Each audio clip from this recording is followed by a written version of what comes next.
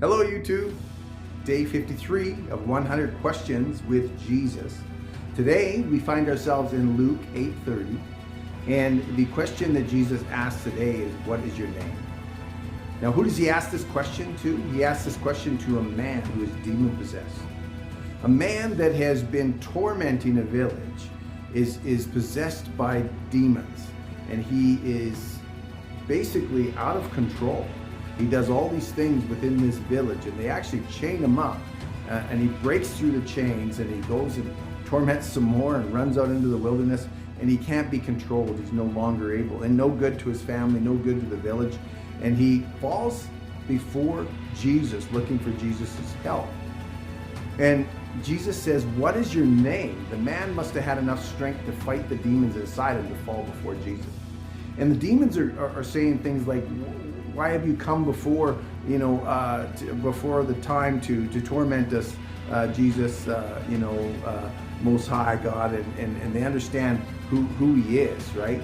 And Jesus basically says, what is your name? And the demon responds with legion, which is to say, there are many of us demons within this man. And the demons actually ask a weird request. They don't want to be thrown into the abyss, and they ask that Jesus would have mercy on them, and that he would, throw them into the herd of pigs. And I'm not sure why that is better for them to be thrown into a herd of pigs as opposed to being thrown into the abyss. We don't understand. But maybe that's a way of them avoiding, that punishment that is coming their way for a little bit longer. I don't know. But anyway, so they request that, and Jesus actually meets their request by throwing them into the herd of pigs. Well, this herd of pigs then rushes off of a cliff into the water, and they all drown. And this apparently upsets the people of that particular village. Obviously, someone has lost all their farm income and their food, and now this man that was crazy is now in his right mind, and they're all quite scared and shaken by the situation. And they actually want Jesus to leave. Just go, please. And the man is so thankful to Jesus. He says, "Oh, Jesus, I want to come and follow you. I want to be with you."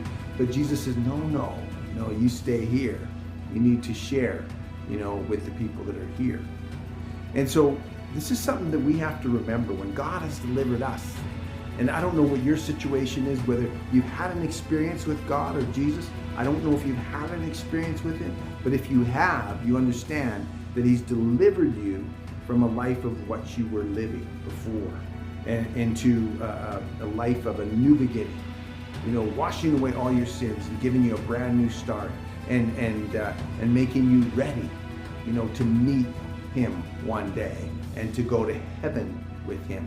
It seems like a crazy fantasy, but it really is true. And so Jesus wants to do that for all of us.